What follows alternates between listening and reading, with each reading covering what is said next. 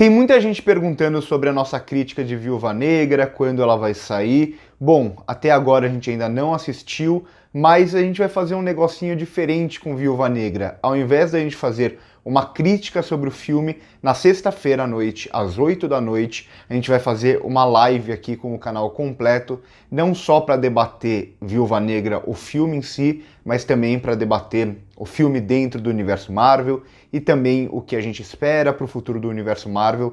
Então vai ter toda uma discussão sobre o filme que vai substituir a crítica de Viúva Negra. Então, sexta-feira, às 8 da noite, essa crítica barra live sobre Viúva Negra. Espero que vocês gostem desse novo formato.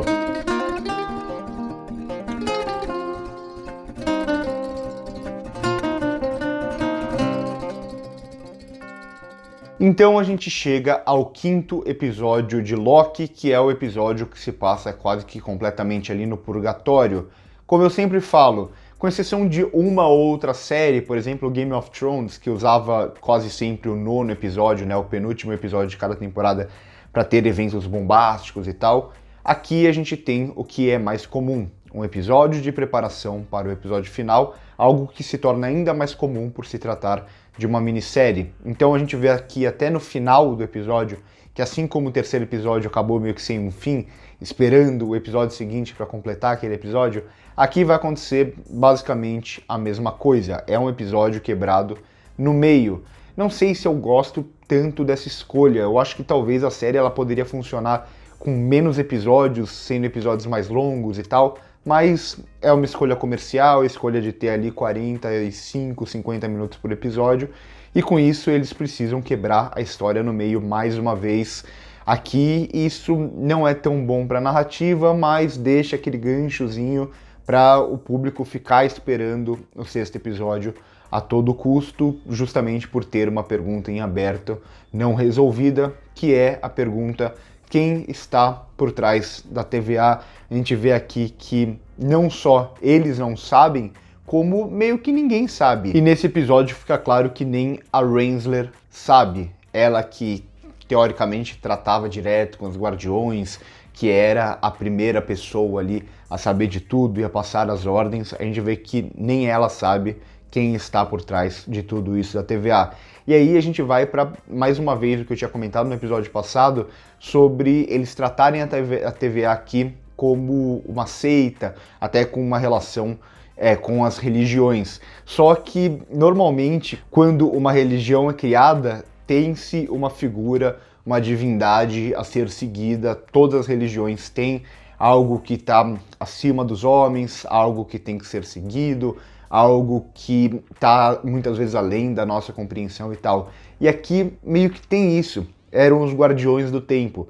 Só que isso é rompido e cada pessoa que descobre a verdade, a gente vê que vai reagir de uma forma diferente. O Mobius, por exemplo, a outra agente que está presa, a C15 ou C30, não lembro exatamente o nome dela aqui na série, que é interpretada pela Wunmi Musako, e também agora a Rensler. A gente vê que os dois primeiros eles reagem sendo desiludido por aquilo que eles acreditam, então eles veem que o que eles acreditavam, essa religião que eles acreditavam, ela se perde completamente a partir do momento que não tem essa figura central, essa divindade, que eles descobrem que tudo que eles acreditaram é uma mentira, e aqui a Rensler, ela vai tentar agir de uma forma diferente. Então, ela viveu tanto dentro dessa mentira que essa mentira se tornou a realidade dela. Então, para ela, não existe um mundo fora da TVA. Ela quer descobrir quem está por trás de tudo? Quer, só que ao mesmo tempo ela quer que a TVA se mantenha estável a qualquer custo. Então a gente vê como cada um desses personagens que descobre a verdade, descobrem que viviam em uma ilusão, como eles vão agir de forma diferente. E tem até uma frase muito interessante aqui no episódio sobre isso, uma frase muito literal, mas a Marvel quase sempre é muito literal. E aqui a gente tem o Mobius dizendo que é justamente sobre essa ideia de quando você acha que os fins justificam os meios, você acaba entrando numa realidade e começa a cometer qualquer ato e não mede as suas ações e não acha que aquilo está errado. E isso vai ficar bem evidente aqui na personagem da Rensler. Ela descobre a verdade, ela descobre que viveu numa ilusão, só que para ela aquela ilusão já se tornou a realidade dela. Então agora saindo um pouco da TVA, vamos para esse grande purgatório que é o vazio, ok, que eles explicam, que é o lugar para onde as coisas vão, já que a TVA, na verdade, ela é uma farsa maior ainda, ela não consegue acabar com essas variantes, ela joga elas num vazio porque ela não tem outra coisa para fazer, ela não consegue fazer outra coisa com essas variantes. E nesse purgatório a gente tem o Alioth aqui, né, que é essa grande fumaça e tal, que na mitologia nórdica, se eu não me engano, é filho de Loki e eu acho que ele é um lobo. Algo do tipo, então é mais uma coisa que está na mitologia nórdica e aqui eles vão reforçar mais uma vez a ideia de mitologia com a própria trilha sonora. Então a gente vê aqui na trilha sonora como ela vai por um lado mais nórdico, digamos assim, e isso fica bem presente em todas as cenas que se passam aí nesse purgatório. Eu vou usar o termo purgatório, eles não falam disso no episódio, mas se você vê na própria sinopse do episódio no Disney Plus, tá, eles usam o termo ali, purgatório. E reparem no detalhe, o episódio vai começar com a câmera ao contrário, ou seja, de cabeça para baixo, como se aquele mundo inteiro tivesse de cabeça para baixo. É justamente isso que a gente vai ver nesse episódio para todos os personagens, sejam os personagens da TVA, sejam os Lokis aqui nesse purgatório, onde a gente vai conhecer um pouco melhor cada um desses Lokis. E, mais uma vez, o que eu mais gosto nessa série são as pequenas interações. A melhor de todas elas, quando o Loki e a Sylvie estão ali sentados, um gosta do outro e um não consegue falar isso diretamente, e meio que eles ficam naquela de ficar meio travado mesmo. Algo que eu já tinha comentado no episódio passado também.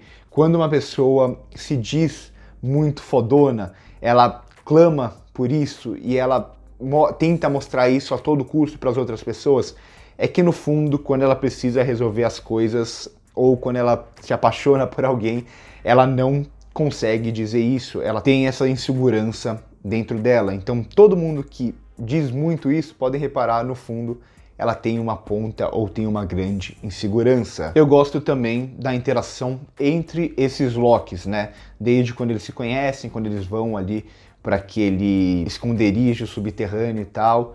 Então eu gosto disso, eles falam mais uma vez aqui, né? Qual é o plano? O plano dos Lokis que estão vivendo ali é não morrer, e isso faz um link direto com aquilo que o Loki já tinha falado na série, que era justamente o que faz um Loki. Um Loki é a pessoa que não morre, é basicamente isso. E agora o próprio Loki, que tinha falado isso lá no começo da série, que o que define um Loki é não morrer, agora ele questiona isso como um plano. Não morrer não é um plano. Então isso, de certa forma, sutilmente mostra como o personagem mudou durante esses episódios. E ali a gente tem também cada um contando um pouco a sua história, quem é cada um deles. O Kid Loki matou o Thor, o Loki antigo, mais antigo de todos ali, né, o Loki com a roupa clássica e tal, ele tentou fugir, ele tentou se esconder, né, enganar o Thanos, conseguiu enganar o Thanos e tentou se esconder. Então eu acho legal cada uma dessas histórias, o Loki Jacaré, que eles até questionam por que vocês acham que ele é um Loki, e a gente vê como eles conseguem entender o Loki Jacaré também.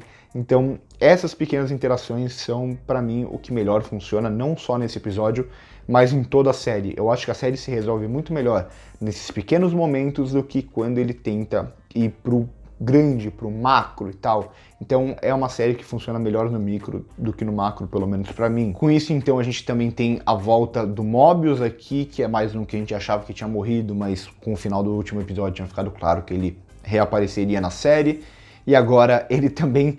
Isso é muito interessante, porque o Mobius conviveu muito com o Loki.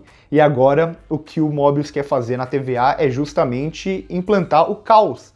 Então é mais uma vez como o Loki influencia as pessoas, influencia aqui o Mobius também. E aí agora a gente tem a grande resolução final do episódio, que na verdade não chega a ser uma resolução, porque a gente ainda não vê o que vai acontecer a partir disso, mas que é eles tentando ali de alguma forma encantar o Aloth, ou melhor, Alioth. E aí eu já confesso que eu não gosto tanto, o que eu tava falando até agora. Gosto de quando a série tenta funcionar no micro, não tanto quando ela tenta funcionar no macro. E essa ideia do Loki ter um novo poder que, tudo bem, já tá dentro dele, a Sylvie tem, ele poderia ter também, mas no momento chave da série, você colocar como se fosse um deus ex machina ali, um novo poder no seu protagonista para ele conseguir ajudar a resolver aquela situação. Eu não gosto disso do ponto de vista de roteiro.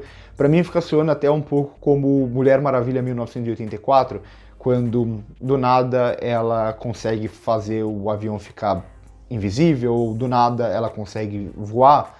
Para mim é uma situação aqui muito parecida. Eu sei que vai ter gente irritada, não compare Marvel com DC, essa discussão de sempre, que eu acho meio bobinha, mas enfim, do ponto de vista de roteiro, eu não gosto dessa resolução final do Loki aqui, descobrindo que ele também consegue fazer a mesma coisa que a Sylvie já faria. Não veria problema se ele conseguisse fazer, se tivesse uma construção durante toda a série para chegar nesse momento e ele conseguir fazer isso. Agora, do nada, ela fala, você é igual a mim, você consegue fazer isso, é meio fraco.